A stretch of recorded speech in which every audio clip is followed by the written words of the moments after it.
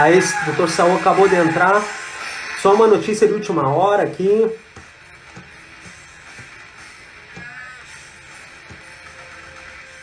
Uma notícia interessante que saiu na Forbes e foi compartilhada é a possibilidade da instituição do sistema de passaporte de imunidade, né? Passaporte de saúde. Muito interessante, né? A Brascom tem, junto com alguns associados, trabalhado nessa questão aí, enfim, alimentando data lake, base de dados e auxiliando o governo na questão do enfrentamento da Covid, tá? Fique ligado que isso aí vai ser assunto de debate em um webinar da Brascom. Fiquem ligados, tá? Esse assunto aí é quente. Tô vendo aqui o Dr. Saul Torinho tá aqui. Beleza, vamos começar nossa live, estamos no momento. Hoje eu vou receber duas pessoas aqui que são feras no assunto que a gente vai abordar, que é a bitributação do software, tá? É o Dr. Saul Tourinho Leal e o Fernando da Silva, tá? Eu vou convidar aqui o Dr. Saul Tourinho para fazer uma primeira conversa comigo no primeiro momento e depois a gente vai falar com o Fernando sobre transformação digital. Tá? O Saul Tourinho ele é doutor em Direito Constitucional pela PUC de São Paulo, ganhou em 2015 bolsa de pós-doutorado da Universidade de Pretória, na África do Sul, foi assessor estrangeiro da Corte Constitucional Sul-Africana em 2016 e da vice-presidência da Suprema Corte de Israel em 2019. Sua tese de doutorado Direito à Felicidade tem sido usada pelo Supremo Tribunal Federal em casos que reafirmam direitos fundamentais. Saul Tourinho integra a Aires Brito Consultoria Jurídica e Advocacia. Muito bem-vindo, doutor Saul Tourinho. Vai ser um prazer tê-lo aqui conosco. Eu vou, nesse momento, adicioná-lo aqui. A gente está penando um pouco com a tecnologia, mas vamos ver se eu consigo adicioná-lo. Peraí. Você tem que pedir, acho que para mim. Deixa eu ver.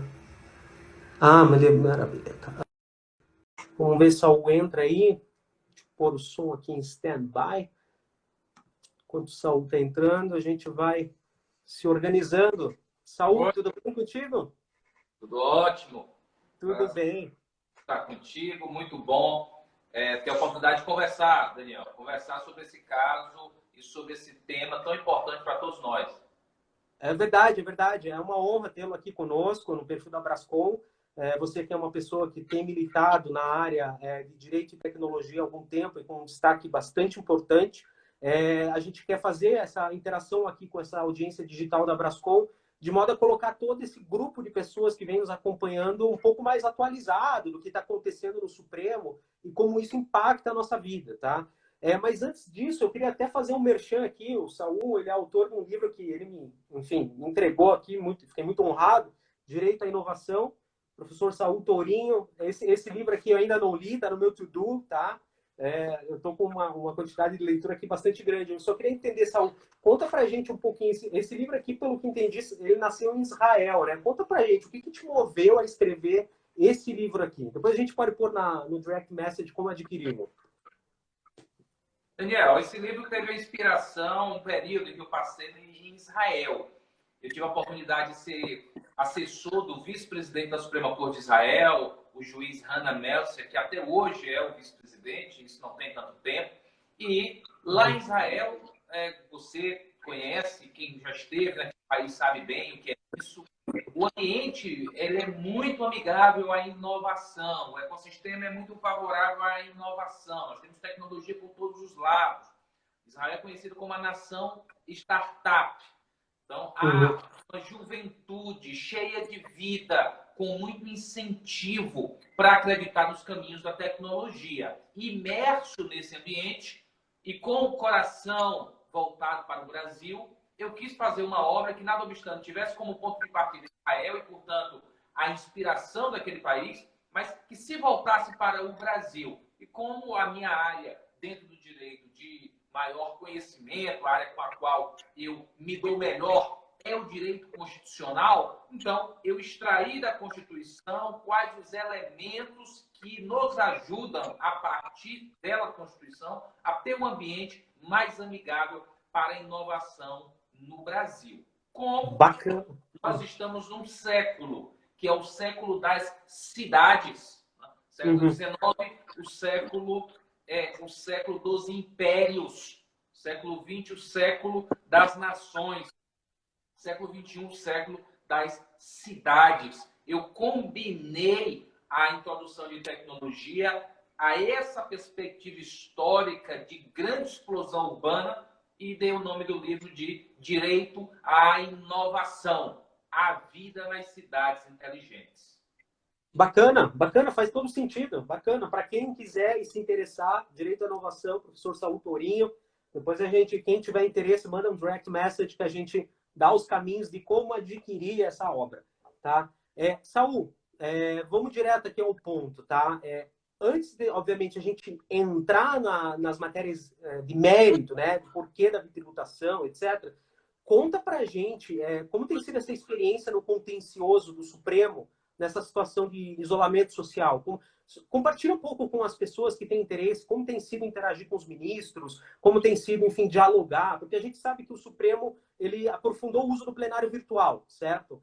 Que é uma modalidade de julgamento aí que todo mundo está meio que se adaptando, enfim, nem sempre traz aí as melhores condições para fazer a defesa dos interesses dos seus clientes e assim por diante. Isso é o novo normal? Como que vai funcionar daqui para frente? Como que você tem atuado ou como tem sido feito? E se esse, de fato, é o novo normal? Olha, Daniel, o Fernando Sabino, ele tem uma frase que é muito repetida pelo professor Carlos Aires Brito e termina sendo uma frase que vem a calhar nessa nova situação do Supremo. Fernando Sabino diz que, às vezes, na nossa vida, a gente precisa transformar uma queda num passo de dança. É o que a gente, de maneira coloquial, quando estamos na nossa intimidade, a gente fala em transformar ou fazer de um limão uma limonada.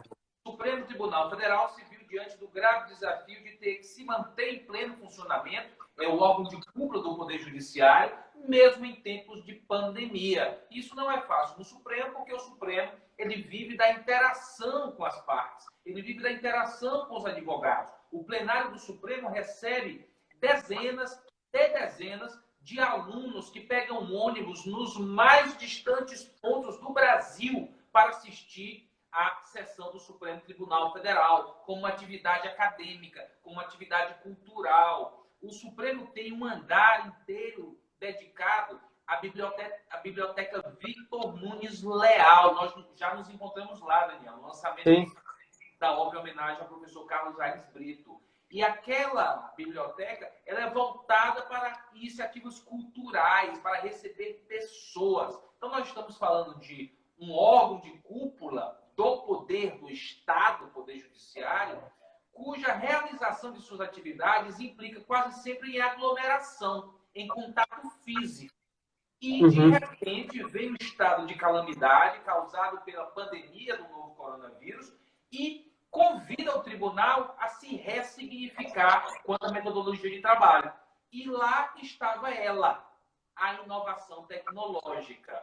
O Supremo saiu à frente de outros países, saiu à frente da África do Sul, saiu à frente da Suprema Corte de Israel, saiu à frente da Suprema Corte dos Estados Unidos, saiu à frente do Tribunal Constitucional Federal Alemão, a Suprema Corte Brasileira saiu à frente, abraçando o pioneirismo de acreditar na inovação tecnológica.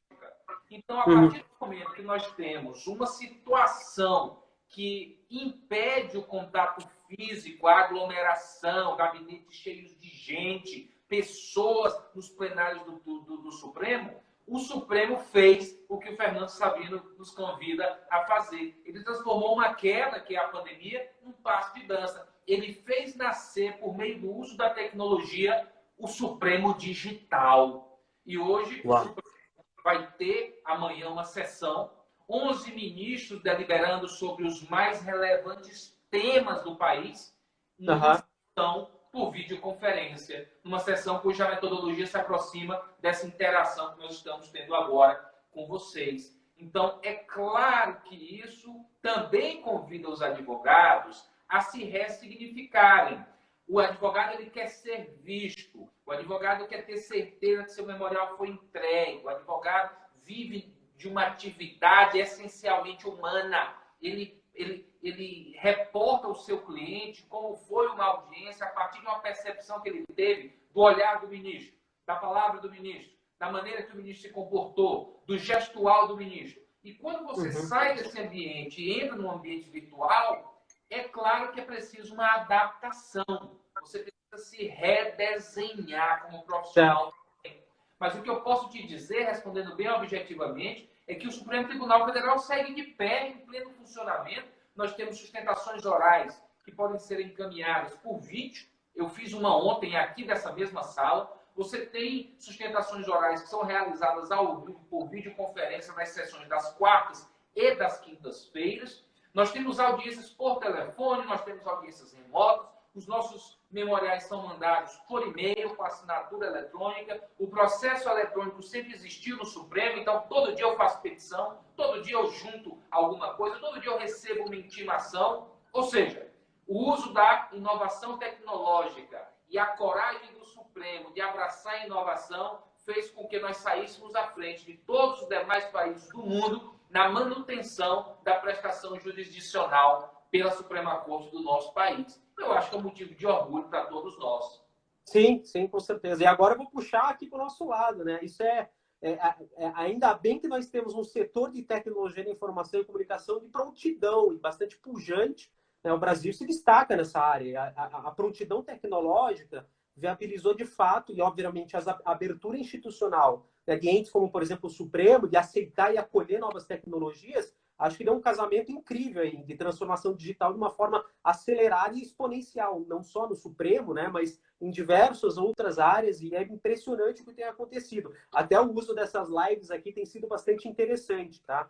Só para o pessoal que entrou agora, eu estou com o Dr. Saul Tourinho, que é do Aires Brito, advogados. A gente está conversando sobre bitributação de software, que é uma situação que o setor de TI, na verdade, todo o setor da economia, porque software está em tudo, é uma situação de grande insegurança jurídica, porque existem a possibilidade de cobrança de 2 tributos sobre um mesmo fato gerador, que é a licença do software. A gente já vai entrar num tema mais específico aqui. E logo em seguida, o Fernando da Silva, da Sênior, vai falar conosco um pouquinho de transformação digital. Então, para o pessoal que está entrando aí, compartilhe essa live com seus contatos para que a gente possa levar essa mensagem. E aqui, obviamente, a gente está com os maiores experts tratando desse tema, que é um tema premente e é ongoing. É uma coisa que está acontecendo ao vivo. O Supremo estava julgando, pediu vista lá ao ministro Dias Toffoli.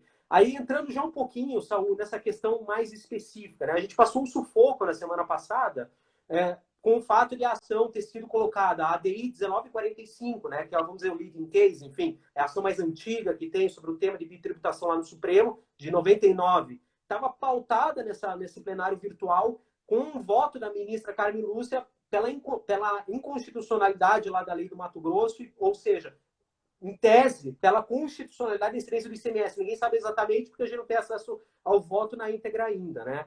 E essa ação ficou pautada, enfim, o ministro Edson Fachin apresentou, foi o seu voto em favor também, junto com a relatora, e aí estava terminando o prazo de votação, o ministro Dias Toffoli pediu vista, né? Conta um pouquinho como que foi essa agonia para o pessoal entender e saber, ver a novela que a gente passou nessa situação e a articulação que foi necessária. E explica um pouquinho o que significa essa ação estar no plenário virtual, uma ação de tamanha envergadura. Olha, Daniel, na semana passada nós tivemos de ter nervos de aço. Nervos de aço. Nós estamos com um grande caso no setor de tecnologia em todo o Brasil, um precedente que tem reflexos globais, porque define para um mercado, do tamanho do mercado brasileiro, a natureza jurídica do software, o que é o software, à luz das leis, à luz da Constituição. E nós temos trabalhado junto à Suprema Corte a necessidade de que esse precedente seja firmado a partir do maior número de ações possível, notadamente as ações mais contemporâneas, as ações mais recentes, cujo recorte fático e jurídico é um recorte mais parecido com a nossa realidade, não um recorte de algo que já passou. Tivemos êxito todas as vezes que partimos para essa estratégia, que é uma estratégia muito justa, muito correta com o tema, mas a ministra Carmen Lúcia, se valendo dessa nova modalidade de julgamento, julgamento virtual, ou julgamento em lista virtual, pautou a ação mais antiga, a ação que que foi ajuizada há 21 anos atrás, há 21 anos. E a ministra Carmen Lúcia, ao pautar essa ação, imediatamente nos recebeu, nós levamos à ministra Carmen Lúcia a necessidade de que esse precedente envolvesse as outras ações. A ministra justificou as razões dela, explicou o porquê de insistir no agendamento e na inclusão em pauta desse caso, e o fato é que nós tivemos que partir para o fronte dessa grande batalha. O julgamento virtual, ele implica na apresentação da conclusão do voto do ministro ou da ministra, relator ou relatora. E, a partir disso, nós temos 5 dias úteis para acompanhar a continuidade desse julgamento. Quando, ao final do 5º dia, se encerra o julgamento e você sabe qual é o resultado daquela deliberação do Supremo Tribunal Federal. Nós, a partir do voto da ministra Carmen Lúcia, tanto do meu lado, quanto do seu lado, quanto de outros atores do setor de tecnologia, os atores do setor das fazendas dos municípios, os próprios municípios, toda a frente que se formou em torno da fixação desse precedente, caiu em campo. Foi para o Supremo Tribunal Federal levar sua mensagem. E no último dia, vem o pedido de vista do ministro Dias Toffoli. E esse pedido de vista providencial, ele traz essa locomotiva que, ao nosso sentir, começava a sair dos trilhos, começava a se dirigir para uma viagem muito tormentosa, ele devolve a locomotiva aos trilhos e nos convida a reposicionarmos as nossas forças para que nós tenhamos condição de convencer a maioria dos ministros do Supremo da justiça que é o software não ser bitributado, o software ele ser reconhecido como um serviço, ser reconhecido como um bem da vida que não é tangível, um bem da vida que não muda de titularidade, um bem da vida que é diferente de um laptop, que é diferente de um televisor, e a partir daí, reconhecido como serviço, é bem verdade, um serviço cada vez mais sofisticado, mas ainda assim serviço, nós tenhamos a incidência do ISS, a bitributação seja afastada e o setor de inovação tecnológica no Brasil não se veja hiperregulado pela injustiça tributária, por qualquer tipo de iniciativa que arraste um setor que é dinâmico por definição, que é inteligente por definição, para esse terreno pantanoso da guerra fiscal do ICMS, dos créditos, dos débitos, das variações de alíquota, das legislações estaduais, dos convênios do CONFAS, todo um arcabouço que faz com que o ICMS tenha muito má fama entre todos nós contribuintes, mantendo o setor na linha do que ele se estruturou, como sendo um setor dinâmico, que presta um serviço, recolhe o imposto devido, contribui para o país. Esse foi o nosso desafio e esse foi o status do caso. Hoje estamos, portanto, com uma vista do ministro Dias Toffoli para, a partir da sua deliberação, o jogo seguir adiante. Perfeito. Esse desarranjo, né, na verdade, é o crescente do ativo intangível, né? Ele desarranja os vários sistemas, os vários direitos que estão colocados aí. O direito tributário acho que é o mais sensível a essa situação, talvez o direito concorrencial também. Enfim, a gente não tem como dizer prevalência de um ou de outro, mas a gente tem feito uma fala no Congresso da premência de uma reforma tributária, né? Para que a gente ponha uma pá de cal nesse problema, nesse conflito, nessa guerra fratricida entre entes políticos buscando recursos, obviamente, né, num segmento que não é necessariamente um segmento pujante, até porque todo mundo está em crise, mas é um segmento estratégico, né? É um segmento que viabiliza e habilita que a gente mantenha um nível produtivo mínimo, né? Numa situação de bastante exasperação, tá? Para chegar um pouquinho já, encaminhando aqui para as nossas conclusões, Saul, a gente tem lá a ADI 1945, do longínquo 1999, com aquele disco flexível, download era uma coisa um pouco ainda, né, não era exatamente utilizado em nível industrial, em nível empresarial. Aí depois a gente teve o recurso extraordinário lá da TIM e as ADIs da CNS, né, a 5659 e a 5576, uma atacando dispositivos de São Paulo e outra de Minas Gerais. E aí, finalmente, a gente teve a edição lá do convênio do CONFAS 106, que trouxe exasperação, né, da situação, mais ainda, e uma nova DI, que é a DI da Brascom, a 5958, que é a mais recente, que traz até as novas modalidades de comercialização, fazendo diferenciação, e também a questão da impugnação, né, da constitucionalidade do próprio convênio do CONFAS. Você, na sua experiência, você vê alguma chance desse pedido de vista do ministro Dias Toffoli viabilizar o tempo necessário numa concertação para que haja um julgamento conjunto dessas ações, de modo com que a gente possa ter lá no output mais segurança jurídica? Ou você acha que, de fato, a decisão se dará na 1945 e aí o Supremo não deve se debruçar sobre a matéria proximamente? Qual é a sua análise ou a sua opinião sobre isso? Daniel, o presidente do Supremo, o ministro Dias Toffoli, é um homem cuja biografia traz um traço marcante da conciliação, da cooperação e da coordenação. Ele foi assim quando na subchefia de assuntos jurídicos da Casa Civil, foi assim no exercício da advocacia, foi assim como advogado-geral da União, tem sido assim como ministro e é assim como presidente. Nós temos um fato que é a situação do ministro Dias Toffoli ser relator de uma das ações diretas de inconstitucionalidade que levam ao Supremo essa discussão. Ele é relator de uma delas. E temos o fato do recurso extraordinário do ministro Fux 688223, que tem como recorrente a TIM e ventila um tema de repercussão geral que toca essa mesma discussão, já está liberado para a pauta e ter sido pautado para aquela sessão do dia 18 de março, que não se realizou em razão da pandemia. Portanto, é justo e sábio imaginar que o pedido de vista do ministro Dias Toffoli, para além de uma reflexão no mérito do caso, também ventila a possibilidade de reunião de um maior número de ações para que o precedente seja firmado, no mínimo, tal qual estava previsto no dia 18 de março, quando estava no bloco a ação do ministro Toffoli e o recurso extraordinário do ministro Fux. Eu, então, imagino que essa vista do ministro Dias Toffoli, para além da reflexão quanto ao mérito da disputa, pode sim ser uma iniciativa coordenada, cooperativa e conciliatória de trazer para essa discussão novos casos mais recentes, mais contemporâneos, a partir do qual o Supremo vai estar diante de uma realidade mais próxima da nossa, da realidade atual, para a partir daí fixar o que é software e, sendo definida a natureza jurídica, qual tributo devido.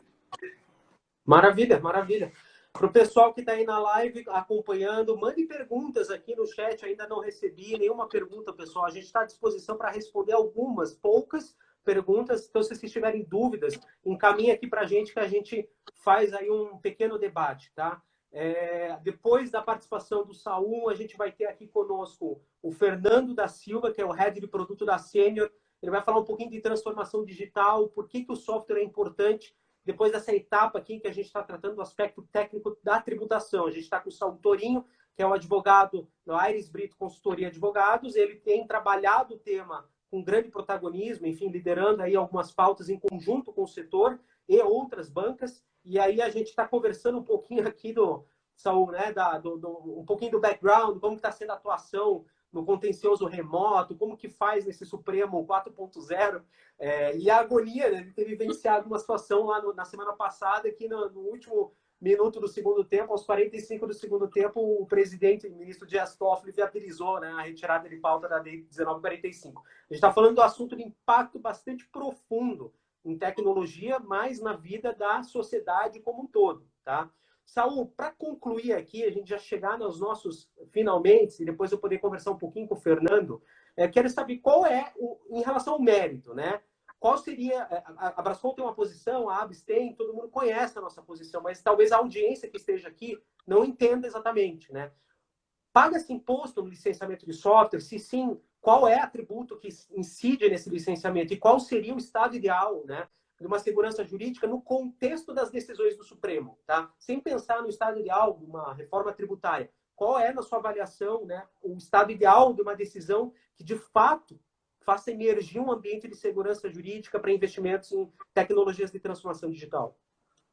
Daniel, o que nós temos defendido é que a resposta que mais se aproxima do desejo da Constituição Federal, a Constituição é uma Constituição generosa, ela não quer irmãos federados brigando em disputas intermináveis. Nada mais feio do que irmãos que brigam sem parar e brigam por dinheiro. Exatamente por isso é que a Constituição Federal dá a cada um que é seu. Ela é justa, ela é sábia quando faz o desenho da federação do nosso país. Nós temos um código global que o mundo obedece, que é a divisão do setor de tecnologia da informação, o TIC, entre hardwares e softwares, encontrando os hardwares como o que é tangível, o que tem uma exteriorização física, muda de titularidade, você é dono, aquilo é seu. Isso se vale atualmente para tudo o que está colocado nessa grande revolução, que é a revolução da indústria 4.0. E, paralelo a isso, esse hardware, que é tangível, que muda de titularidade, que encerra uma obrigação de dar quando você adquire, a Constituição o acolhe como sendo uma mercadoria. E, sendo uma mercadoria, o tributo devido ao ICMS, cuja competência vai para os estados. Mas a Constituição é tão inteligente que ela não se esqueceu dos menores, ela não se esqueceu dos mais fracos. Ela trouxe o serviço, ou o imposto sobre serviço de qualquer natureza, para os municípios. E o setor de tecnologia também apresenta uma dimensão intangível, que não muda de titularidade, você não compra, não é seu. Você é um usuário, você é um assinante, você subscreve, você licencia. E essa outra dimensão mais intangível, fruto dos dados, do uso da mente, algo que vem das ideias, é o software. E esse vai para os municípios. Há uma lenda urbana que não se realiza de que no mundo digital, como tudo é virtual, tudo vai ser tributado pelo ISS, vai para o serviço e não caberá mais nada aos estados. Isso não se realiza no momento que nós vivemos, quando a internet das coisas já promete transformar quase tudo que nós temos no hardware. O Apple Watch não vai ser simplesmente um relógio, ele vai ser um hardware conectado e que da combinação de hardware e software nasce esse tipo de elemento do nosso tempo. Uma geladeira não vai ser só uma geladeira, porque ela vai ter funcionalidades diferentes, atreladas à internet, que oferece à comunidade utilidades que hoje não existem. A mesma coisa para o carro, a mesma coisa para o televisor. Portanto, se hoje eu não tenho um mercado de órgãos no Brasil, a impressora 3D vai ser capaz de oferecer algum tipo de prótese que atualmente, quando nós falamos de órgãos humanos, não é possível, não há mercado para ele. Tudo isso é uma dimensão física. E essa dimensão física que muda de titularidade, que encerra uma obrigação de dar, não de fazer, ela é tributada pelo ICMS. O meu pensamento, Daniel, o meu pensamento é que a Constituição, ao reconhecer esses dois agentes que constroem um setor inteiro e perceber potencial de desenvolvimento em ambos, ela fez com que se realizasse entre nós a máxima segundo a qual, quando as águas sobem, todos os barcos se elevam. É como se ela dissesse: tem para todo mundo, tem para os dois, não precisa dessa briga. Por isso que nós temos subscrito o entendimento de que o serviço de software, por mais sofisticado que seja, que bom que ele é sofisticado, ele continua sendo um serviço, ele não reconhece as características essenciais de uma mercadoria. Um software não é uma carga de telha, não é um saco de batata. Ele tem uma dimensão diferente, se apresenta diferente, transita de forma diferente, exatamente por isso. Deve ser reconhecido como serviço. E reconhecido como serviço, o tributo devido é o ISS. Isso é o que nós temos defendido. Essa é, Daniel, a nossa mensagem.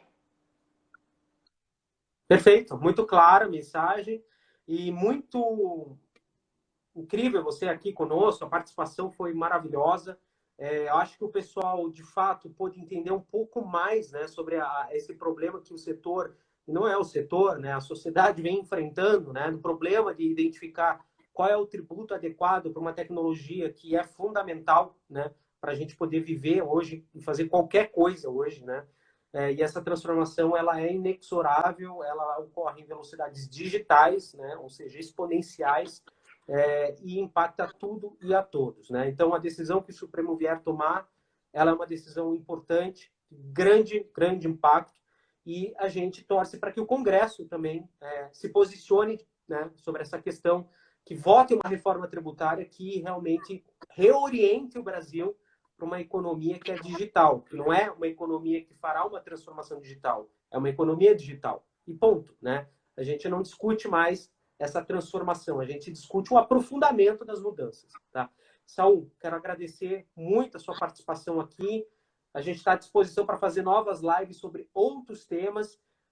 Obrigado por poder brindar aí a nossa audiência digital com o seu conhecimento, com as informações internas, enfim, as informações de bastidores, de articulação, porque trabalhar no contencioso, além de ter aquele trabalho intelectual, do peticionamento, né, aquele trabalho do ourives, né, de melhoria da redação, da argumentação, ele também é um trabalho bruto, né, de você ter que fazer um engajamento tenaz e convencimento, e isso, de fato, é um grande diferencial para o contencioso, ainda mais agora digital, né. Então, obrigado pela tua participação aqui.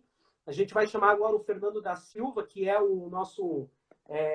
ele trabalha com tecnologia na Sênior. Eu não sei como te tirar... eu já sei como... Saúl, você quer dar uma última palavra antes de eu chamar o Fernando? Não, agradecer o convite, Tá. sigo você aqui na live, estou ansioso para ouvir o nosso convidado. Obrigado. Eu vou chamar agora o Fernando da Silva, que ele trabalha na parte de tecnologia da Sênior. Tá? Ele é head de produto da linha de gestão empresarial, ERP da Sênior, desde 2011. Responsável pela evolução da solução e pela criação de novas ofertas para o mercado. Experiência de 21 anos na área de gestão empresarial, graduado em Ciências da Computação pela Universidade Regional de Blumenau, especializado em logística empresarial e distribuição pelo Instituto Catarinense de Pós-Graduação, ICPG. Daqui a pouco a gente vai chamar o Fernando aqui para participar da nossa live. Enquanto isso, eu vou tomar uma água.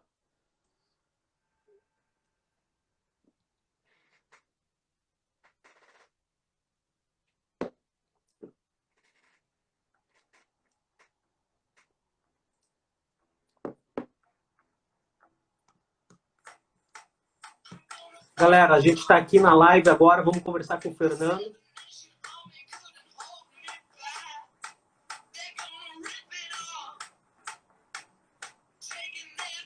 O Fernando já está aqui na live.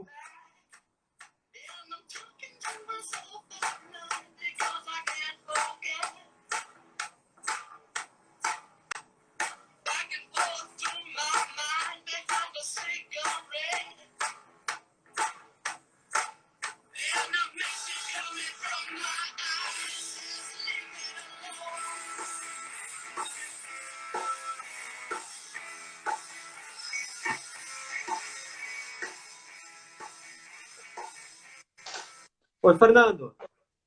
Oi, boa noite. Tudo bem contigo? Tudo certo. Tudo bem, maravilha. Obrigado por atender o nosso chamado. A Sênior é associada da Brascom. Eu não sei se a tua conectividade está boa, talvez você queira ir para o 4G. Você está ouvindo a gente bem? Tô ouvindo bem, tô ouvindo bem. Tá. A sua imagem só que está um pouco congelada aqui para mim, mas eu tô te ouvindo Tá perfeitamente congelada? bem. Se quiser voltar ou colocar para o 4G, não sei se está no Wi-Fi. Vamos.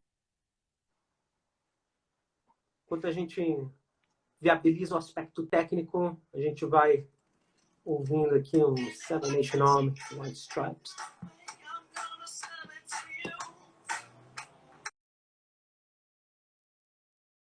Daqui a pouco a gente vai começar uma live com o Fernando da Sênior.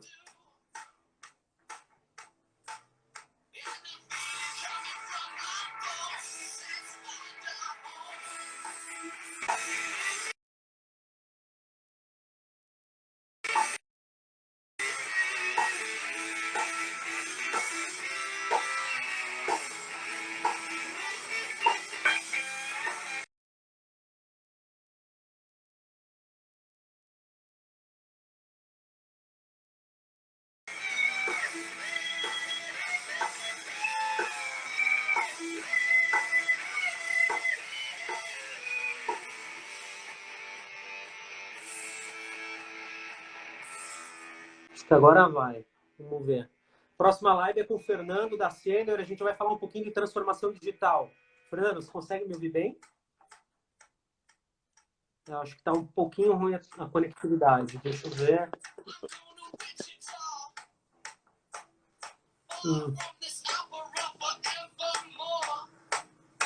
Eu tô te ouvindo. Tá me ouvindo? Tá. Vamos tentar tocar aqui. Fernando, tá me ouvindo bem? Fala alguma coisa aí para eu ver se está funcionando bem a tua conexão, pelo menos para a gente ouvir você.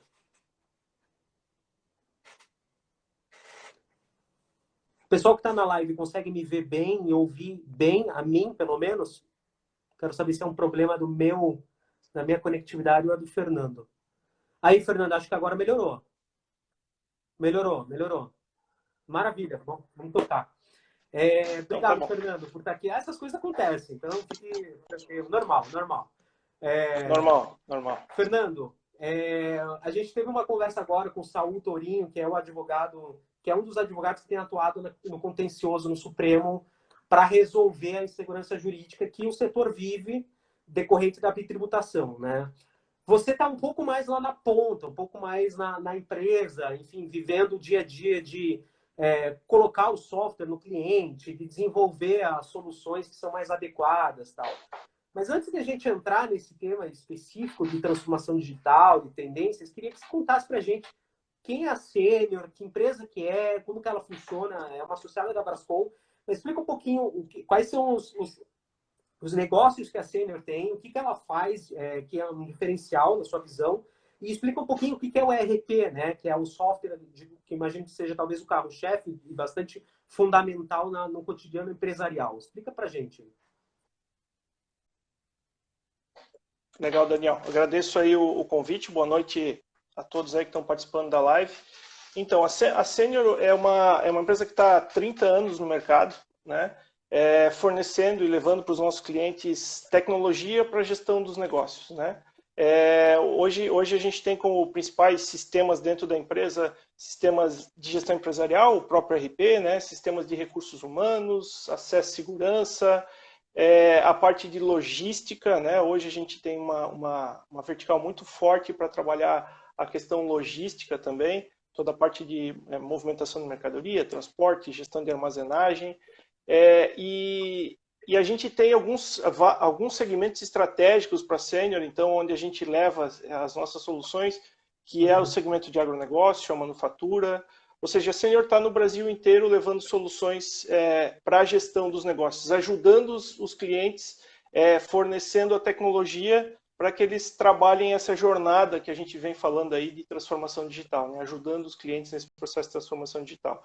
E o RP, quando a gente fala no software de gestão empresarial, eu sempre uso o RP, o exemplo de dizer que ele é a base, né? É o suporte de toda a gestão da empresa. Ele é o coração aonde a gente conecta todas as outras soluções.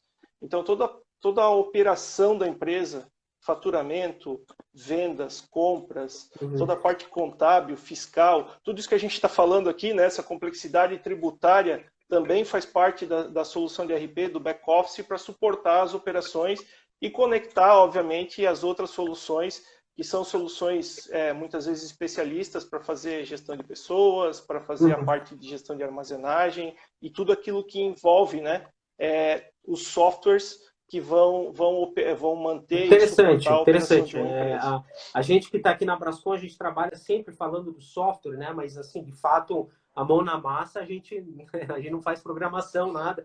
Apesar de que o Sérgio Paulo, o presidente executivo, até estava me ensinando esses dias a fazer algumas fórmulas de Excel. Ele falou, isso é programação. Eu falei, pô, então eu já me sinto programador aqui, mas enfim, claro, é super nível básico e fundamental, mas bastante relevante, né, para facilitar e automatizar a nossa vida. Assim, o software, por que o software é importante? Você consegue dar alguns exemplos um pouco mais concretos para as pessoas que estão seguindo? Tem muita gente que está aqui na nossa live que talvez não saiba exatamente. Você fala de software, talvez ela pense no processador de texto, né, Word, ou no Excel, ou até numa sala de videoconferência, mas acho que não é só isso. Você consegue dar mostrar, você até tateou isso, mas dar uns exemplos mais concretos do uso do software, por exemplo, na manufatura avançada, ou do software no governo, ou do software na saúde, ou na agricultura, enfim, dá alguns exemplos concretos de como isso é útil para a gente. Uhum. Eu diria que software hoje ele está inserido em qualquer ramo de negócio, em toda a sociedade, né? Desde as pessoas, né? A gente aqui está usando um software para fazer toda essa live, toda essa comunicação. No dia a dia, a gente consome software para assistir um filme, para ver uma série. E dentro das empresas, quando a gente fala em software o professor Saul, o Dr. Saul, deu uma bela definição do que é um software, né? Mas assim, quando a gente está falando das operações das empresas, software é aquilo dentro de uma manufatura, por exemplo, é quem vai fazer toda a gestão de todos os pedidos que estão chegando, por exemplo, para uma empresa, a análise do que eu preciso produzir, né? A análise da minha capacidade produtiva, da disponibilidade das minhas máquinas e das minhas pessoas, e também da disponibilidade de matéria-prima para que eu possa entregar aqueles pedidos, né? Então, hoje, quando a gente fala das operações de uma empresa, dificilmente essas empresas vão conseguir operar sem um software de gestão, sem uma ferramenta para apoiar no dia a dia delas, né? Você falou antes do Excel, né, de fazer uma fórmula no Excel. O próprio Excel também não deixa de ser uma ferramenta para fazer gestão, né, um software para fazer gestão. Mas eu acho que é isso, assim, quando a gente fala em exemplos, né, falando no nosso dia a dia, hoje a gente não usa mais mapas para fazer navegação ou para chegar a um local, né? A gente usa um software de navegação. Dentro das empresas, ninguém mais emite nota fiscal na mão, Fernando, na máquina de escrever. Desculpa te interromper, mas caneta. a nossa live vai terminar em 20 segundos, porque é no máximo 1 hora. Eu vou reabrir a live, aí você continua de onde você parou, pode ser? Porque ela interrompe aqui, tá? Bem-vindo, pessoal. A gente está recomeçando a live porque a duração máxima é de 1 hora e a gente superou o nosso tempo aqui. A gente está recomeçando. O tema é bitributação de softwares e transformação digital. Já vou chamar o Fernando para a gente continuar nosso bate-papo.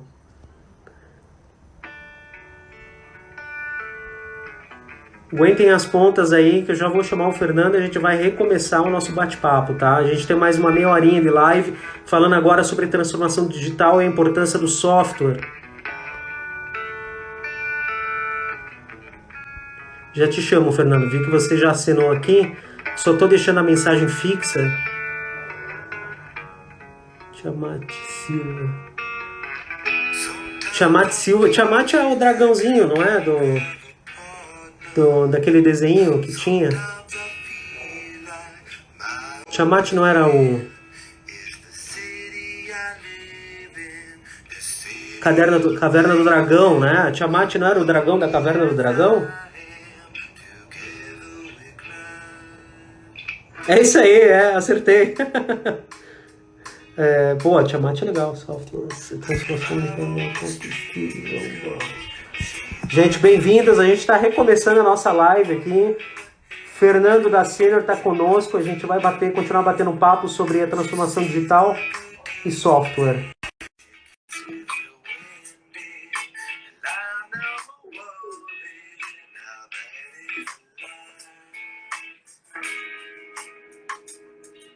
Cadê você? Você sumiu.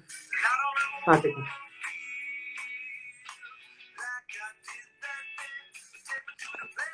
Aí. Vamos lá. Já vai melhorar. Ela começa meio assim e vai indo. Beleza. Tá, você estava falando dos usos do software, né? No nosso dia a dia. Maneira de Excel, etc. Eu vi que tem mais gente que assiste a Caverna do Dragão ainda. Depois tem nerds aqui, Então, Daniel, eu estava dando alguns exemplos, né? Então, eu estava falando, por exemplo, da parte da nota fiscal, né? Ninguém mais hoje emite uma nota fiscal na mão, na máquina de escrever, né? Nós estamos falando de softwares para fazer essa emissão. Inclusive, não existe mais como fazer um faturamento em papel sem uma transmissão a partir de um software, porque eu preciso autorizar ele a partir da nota fiscal eletrônica. Então, o software tá no nosso dia a dia e muitas vezes a gente nem sabe, né? Tem vários softwares rodando dentro do nosso celular, tem software rodando dentro do nosso carro, tem software rodando e controlando todas as operações da empresa e o nosso dia a dia também, né? Então, são alguns exemplos que a gente pode trazer em relação ao quanto ele é relevante e o quanto ele é importante para a gente, seja na nossa vida particular, seja na vida das empresas, né? E é a partir deles, e ele é o meio da gente começar a trabalhar essa questão também da transformação digital, né? Que a gente vem falando muito aqui. Bacana. Eu vi até uma pergunta da Isabela ali no chat, a gente já pode entrar nela daqui a pouco, quando a gente entrar nas questões mais específicas, né? Que na verdade vai ser agora, dentro do roteiro que eu montei, que a gente montou, né, Fernando? Como que é comercializado o software? Você consegue explicar assim, um pouquinho dessa... Porque o software, ele antes era um CD, um DVD, mas antes disso era um disquete, antes disso talvez uma outra forma, enfim... mas você teve até uma própria transformação digital na forma de se comercializar o software, né? Sim. E hoje, como que isso é feito? De que forma que as pessoas usam o software? Quais são as formas disponíveis? E aí, se você puder entrar um pouquinho na pergunta que a Isabela fez ali, qual é a diferença do software como serviço, da plataforma como serviço, enfim, se você souber essa diferença e a própria infraestrutura como serviço, né? Que acho que é uma outra modalidade. Sim. Bom, você falou lá do disquete, do CD, né? Eu diria que esses eram os meios através dos quais a gente conseguia levar o software para os nossos clientes, né? Então, começou lá atrás sim com disquete, com pilhas de disquete, né? Para a gente poder entregar um software para o cliente. Depois a gente foi para o CD. Depois a gente conseguiu fazer isso a partir de um download, de uma atualização automática, o cliente baixando essas informações da internet. E hoje a gente está num cenário em que o cliente sequer precisa baixar ou instalar alguma coisa para poder usar o software, né? Mas quando a gente fala da comercialização, lá atrás, isso ainda é uma modalidade que a gente usa nos tempos atuais, mas vem caindo em desuso, né? Que é a venda da licença, né? Ou a cessão de direito de uso, né? Que é o licenciamento do software. Onde o cliente compra realmente uma licença para poder usar aquele determinado software, né? Junto com essa modalidade de licenciamento, a gente trouxe uma segunda modalidade que era a atualização e suporte técnico, né? O que isso significa? Alguns softwares no mercado, softwares, por exemplo, o próprio RP, né? Que sofre atualização, seja ela tecnológica, seja ela fiscal, né? A gente tem uma série de mudanças que vem acontecendo de legislação o tempo todo. Esse software precisa de uma atualização e os usuários, quem usa esse software, também precisa de um suporte técnico à ferramenta. Então, a gente acaba tendo o que a gente chama da receita recorrente, que é a atualização técnica e o suporte técnico, né, para o software.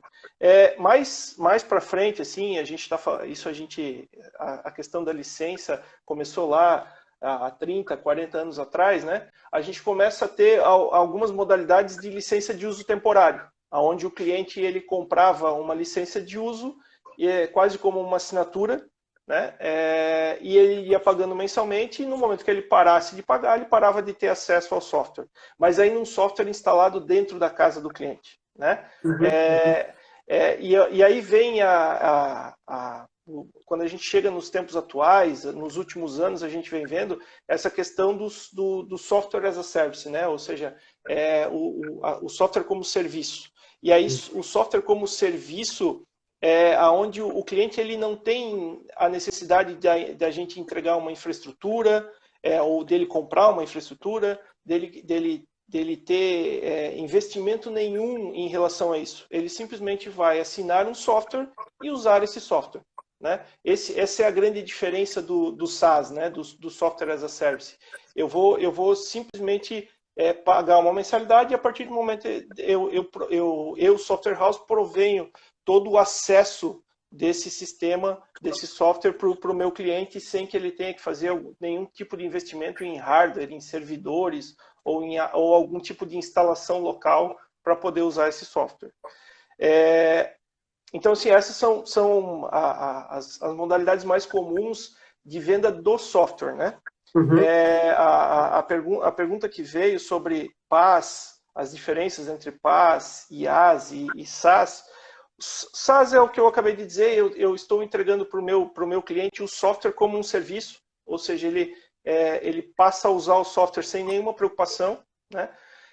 O IaaS é infraestrutura como serviço. Então, eu vou entregar para o meu cliente o hardware, certo? Mas numa modalidade de assinatura. É o que, por exemplo, uma Amazon, uma IBM, todas essas, a Microsoft, todos eles têm essa modalidade, né? A possibilidade de entregar a infraestrutura, os servidores, o banco de dados, como um serviço, só que sobre isso o cliente vai instalar o seu software, vai instalar aqui, ou vai usar essa infraestrutura para aquilo que ele bem entender, ou para instalar os softwares que ele bem entender, né?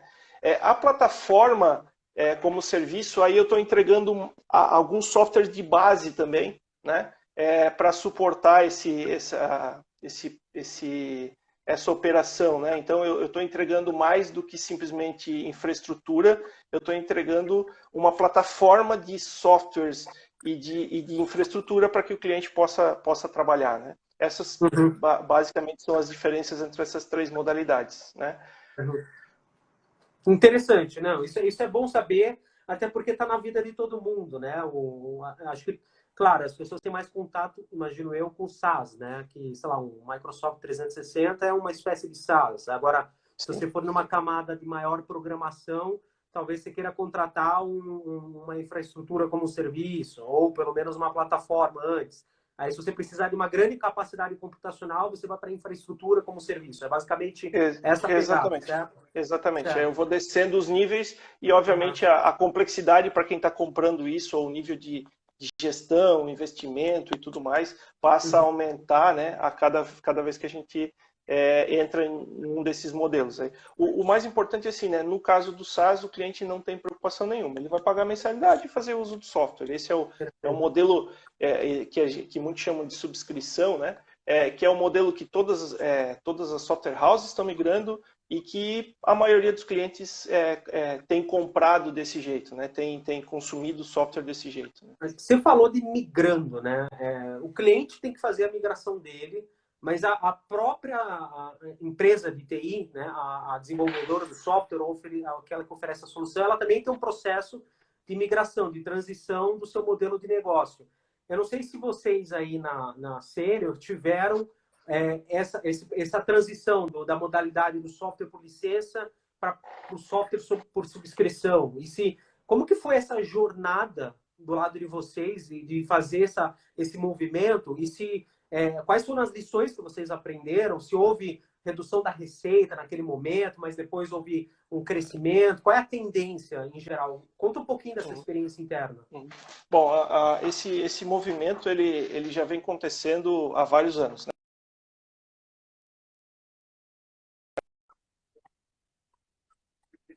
Nem tendência, né, um fato, e a grande maioria das empresas tem comprado software como serviço, né, ou a modalidade SaaS. A gente ainda tem, sim, a modalidade de cessão de direito de uso ou a compra da licença do software. Esse não é um modelo que deixou de existir, né, mas ele ao longo do tempo a gente vem mudando e migrando isso. Né. A Senior... se eu não estou enganado, a gente está falando lá por 2011, 2012, a gente começou a primeira parte dessa jornada, né, de começar a ofertar para o mercado o software como serviço, a nossa solução em nuvem, né, para começar isso. E naquele momento era muito comum a gente ouvir, né, no mercado do tipo, isso não funciona, eu não tenho acesso à internet, eu não posso parar a minha operação. E ao longo do tempo, esse pensamento começou a mudar. E quando a gente começa a fazer algumas contas, né? Porque assim, o grande ponto é que quando a gente vai comprar um software como serviço, eu não posso mais analisar contra uma licença de uso diretamente. Porque eu tenho que colocar dentro desse meu custo, dentro do que eu vou ter que investir quando eu imobilizar um software, quando eu botar um software dentro da minha casa, nos meus servidores, eu vou ter que considerar a energia, os profissionais para manter, a infraestrutura dos equipamentos, os softwares de base, né, os sistemas operacionais, bancos de dados que precisam ser colocados.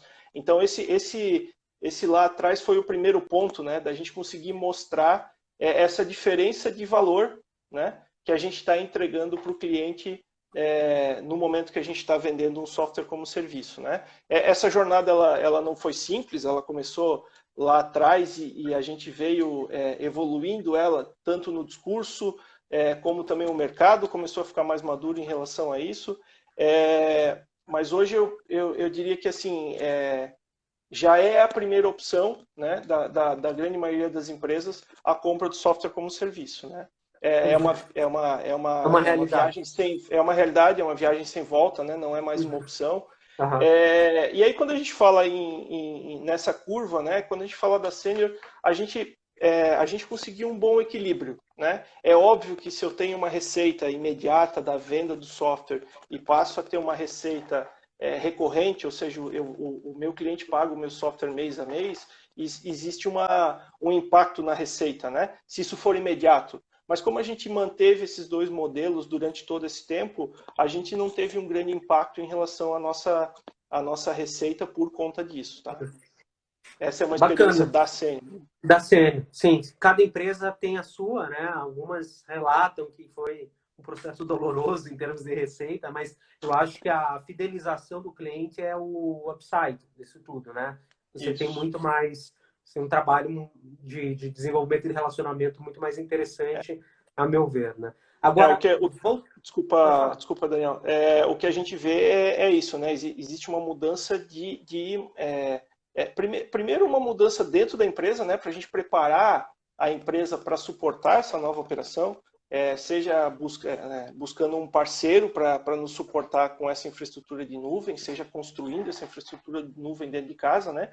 Porque eu passo a ser responsável não mais por dar simplesmente suporte ao software, eu passo a ter que suportar e entregar disponibilidade para o meu cliente, porque o cliente ele paga para ter acesso ao software, ou seja, esse software tem que estar disponível 24 horas por dia, num nível de disponibilidade de 99,8% o tempo todo, né? Então, eu preciso internamente me preparar para poder fazer isso. E como você falou, a questão do relacionamento, a questão do cuidado com esse cliente, né? É muito maior por conta de tudo isso, né?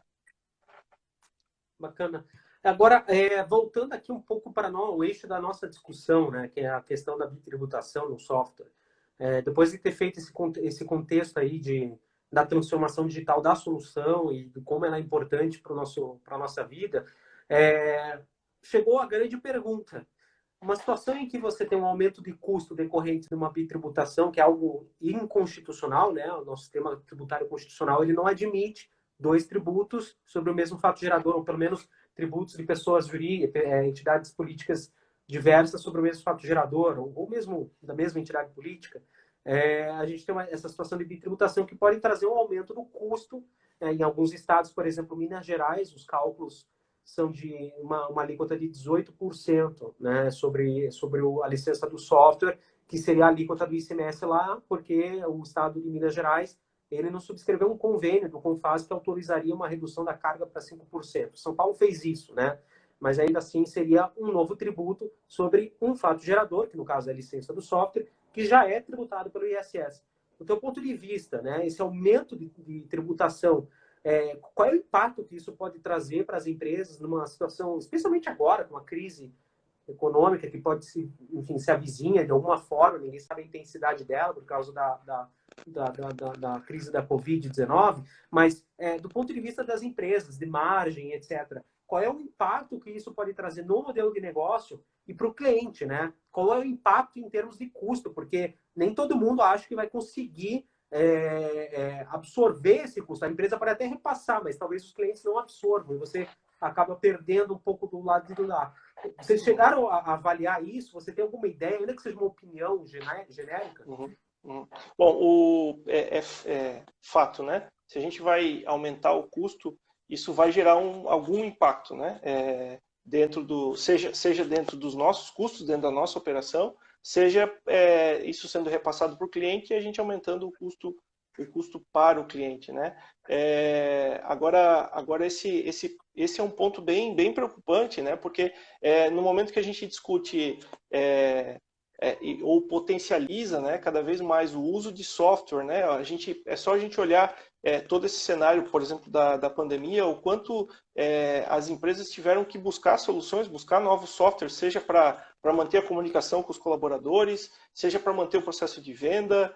E isso chega numa hora bem complicada, né? Bem complicada. E se a gente quer, no Brasil, popularizar o uso de software, né? Fazer com que essa digitalização chegue para todos, esse aumento de custo, esse aumento da tributação, ele fatalmente vai afetar, né, o mercado em geral, né? E eu vejo também uma preocupação também em relação à cadeia, né? A Senior, por exemplo, tem mais de cerca de 100 canais de distribuição no Brasil, né? Entregando o nosso software para os nossos clientes com mais proximidade, falando a linguagem dele muito mais próximo, para que a gente esteja mais próximo do cliente, né?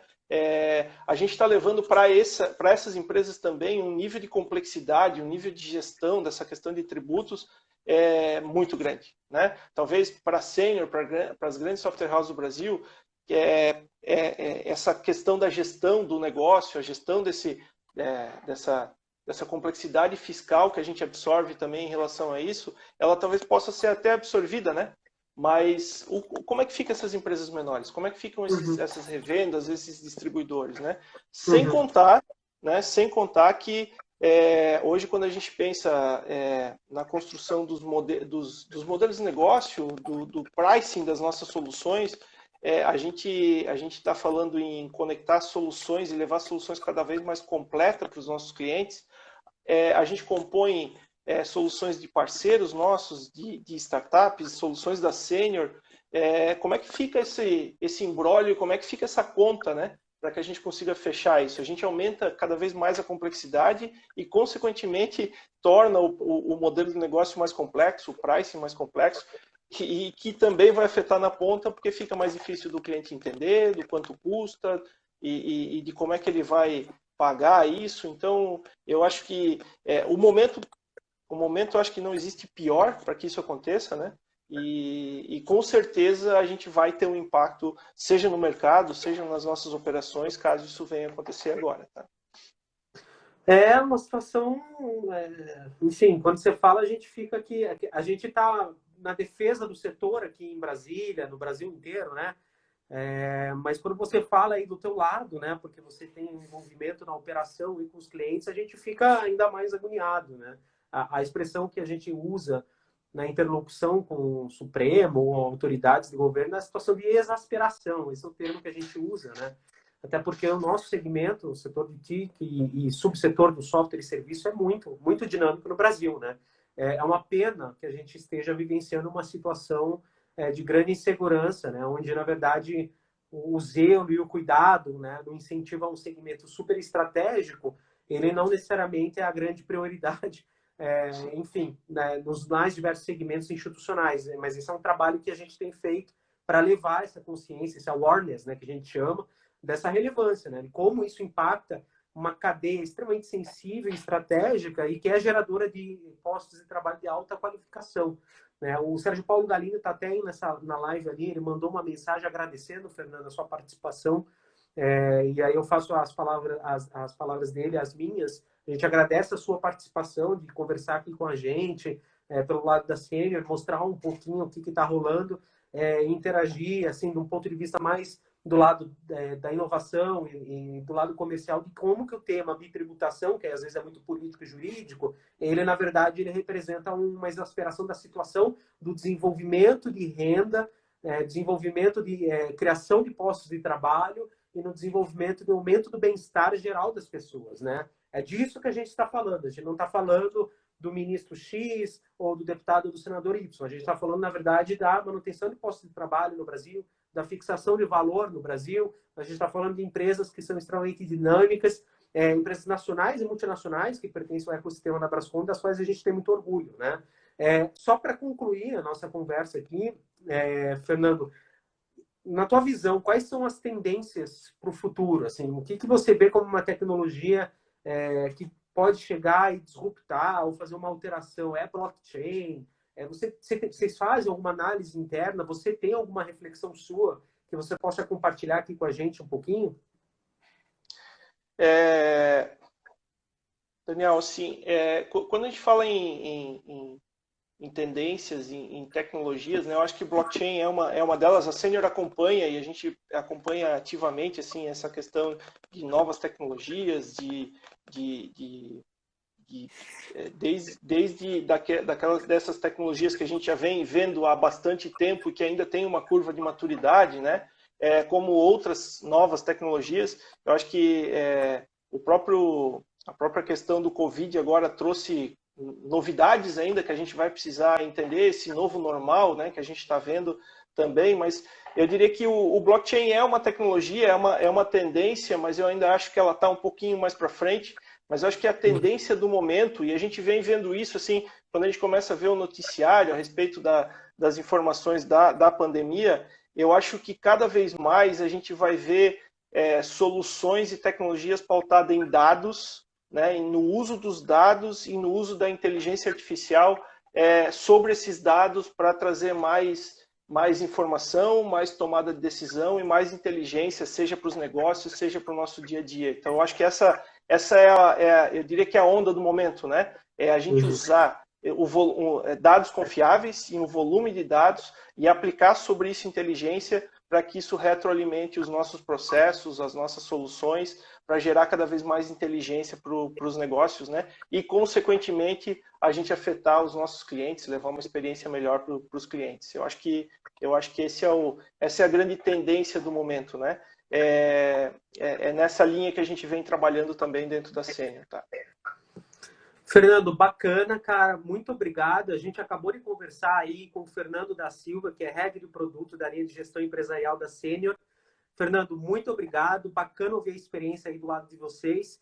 Vamos pensar aqui em novas lives, sugira alguns temas aqui para a gente, aqui dentro da Brascom, com a nossa comunicação, comigo direto, se tem meu contato, e a gente pode pensar, abordar temas mais relacionados à tecnologia, enfim, para além da questão da bitributação. Acho que você tem muita expertise para compartilhar, enfim, falar um pouco das soluções da Senior aqui no nosso ecossistema. Valeu, obrigado por participar aqui. Quer falar alguma coisa aqui no finalzinho? Fica à vontade. Eu queria agradecer a oportunidade, Daniel, foi bem legal, agradeço o convite e fico à disposição. Vamos pensar em novos assuntos, novos temas aí que a gente possa discutir, talvez aprofundar um pouquinho essa questão da transformação digital, a transformação dos negócios. Esse é um tema que eu particularmente gosto bastante de conversar e falar, independente disso tudo, né? Mas quando a gente fala nessa questão da bitributação e a gente fala em querer transformar os negócios, naturalmente esse tipo de ação nos atrasa cada vez mais e nos impacta cada vez mais dentro desse processo aí que a gente vem buscando e tentando ajudar também as empresas dentro desse processo. Eu agradeço aí a oportunidade e espero que a gente possa fazer outras aí em breve. Com certeza, vai ser um grande prazer, Fernando. Muito obrigado. Valeu, tchau, tchau. Galera, a gente acabou de conversar com o Fernando aqui, da Senior Tecnologia, um associado da Brascom, tem uma bitributação e transformação digital. Espero que todo mundo tenha gostado. A gente quer fazer lives todas as terças-feiras às 18 horas. Se vocês curtiram o assunto, mandem mensagens, mandem sugestões. A ideia é a gente evoluir no nosso ecossistema. Tá? Só para manter todo mundo informado, na quinta-feira nós teremos uma live, na verdade é um webinar ao vivo com os CEOs de algumas empresas que são associadas à Brascom. Eu estou tentando encontrar aqui os nomes dos CEOs, só um pouquinho. Deixa eu achar, não estou achando, enfim. Alana, se você puder me ajudar aqui, mandar uma mensagem com os nomes dos CEOs que vão participar desse webinar, eu agradeço. Estou tentando achar aqui, só um pouquinho, gente. Vai ser bastante legal. A gente vai ter aí os principais nomes, de tecnologia do Brasil participando de um webinar ao vivo, promovido pela Brascom. Eu não estou achando aqui o flyer, enfim, tá no Instagram, sim, mas eu estou eu estou no ao vivo. Vai ser o CEO da BRQ e o presidente do Conselho da Brascom, Benjamin Quadros. Laércio Oliveira, que é presidente do Conselho da TOTS e também membro do Conselho da Brascom, e Luiz Matar, que é CEO da Activity, também membro do Conselho da Brascom. Essa conversa vai ser moderada pelo presidente executivo da Brascom, Sérgio Paulo Galindo, que está nos vendo aqui na live. Bacana, a Mariana também ajudou ali, agora que eu acabei de ver. Beleza, gente, é isso. Agradeço a participação de todos e a gente vai conversando até terça-feira que vem com novos nomes, novos temas. E é isso, um abraço.